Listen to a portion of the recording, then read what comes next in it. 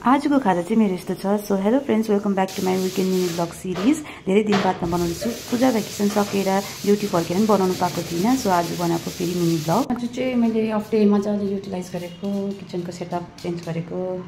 अन्त दामी त छैन यो रेन्टको घर, किनकि अलिक पुरानो डिजाइनको छ। तर यहाँ घरको मालिकहरू चाहिँ एकदम राम्रो हुन्छ र मैले यो घर लिएको। अब मेरो अर्को काम छ, यो पट मैले अस्ति किनिरहेको थिएँ अनलाइन 5वटा। अन्त मैले यहाँ घरको काकु काकीलाई माटो भइरहेको छु। अब त्यो माटो गर्छु यसमा। मैले अहिले चाहिँ पटमा माटो लगाइसकेँ।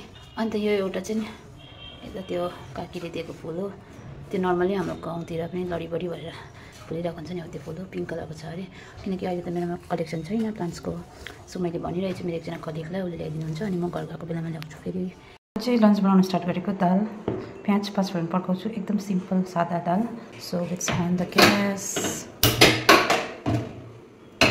सो धेरै कम्ती तेल, सबै कुरो कम्ती, किनकि दालै कम्ती छ। प्याज, हल्दी, दाल पनि हालिसकेँ। अनि नुन यति हालेर चाहिँ मजाले चलाएर एकछिन भिजेर पानी हाल्यो। अब चाहिँ मेरो दाल पनि पाकिसक्यो जस्तो छ। केही छैन सब्जीमा पनि धेरै सिम्पल एकदम। सब्जी बसाल्नुभन्दा अगाडि चाहिँ अब म यो बनाउँछु फिङ्गर चिप्स, जसलाई हामीले सानोमा सोते मिठाई पनि भन्थ्यो होला, जसलाई याद छ। यो चाहिँ अलिक सानो खालको हो। हाम्रो गाउँमा यो भने ठुलो ठुलो पाउँथ्यो पहिला। अनि हामी 1 रुपियाँ 2 रुपियाँ प्याकेटमा किनेर खान्थ्यौँ औँलीभरि सजाएर। यो चाहिँ 90s चिप्स छ कि एकदम राम्रो लाग्छ। अहिलेको नानीहरूलाई त अब स्पेसल राम्रो राम्रो खालको ब्रान्डेड चिप्सहरू खाने बानी छ सानैदेखि होइन। सो यो 90s किड्स छ। हामीलाई अलिक सानो पनि, हामीलाई ठुलोहरू पनि, दे नो इट। तेल ओभर हिट भयो, तेल बेसी भयो भनेर चाहिँ मैले अलिकति निकालेँ नि त। अनि त्यसमा टाइम लाग्यो, तेल हिट भएछ।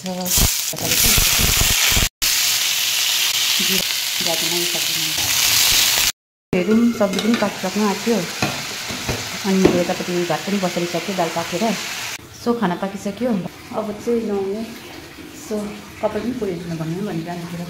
आज चाहिँ मैले निकै काम गरेँ। सो नर्मली डेजमा त म भ्याउँदिनँ पनि यो सब साफसफाइहरू त। अनि त्यही आज गरेँ। अब नुहाउने। चाहिँ नुहाएर फ्रेस भएर चटक्टिक भएँ। अब जानु त पनि छैन, तर पनि चटक्क भएर बस्नै पऱ्यो एकछिन भए पनि।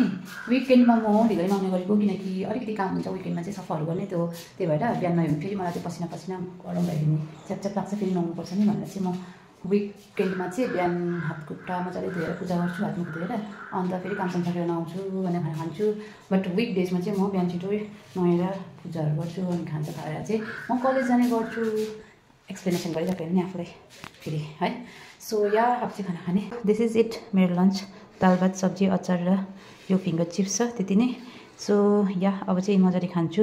By bye everyone, thank you for watching. See you in the next video.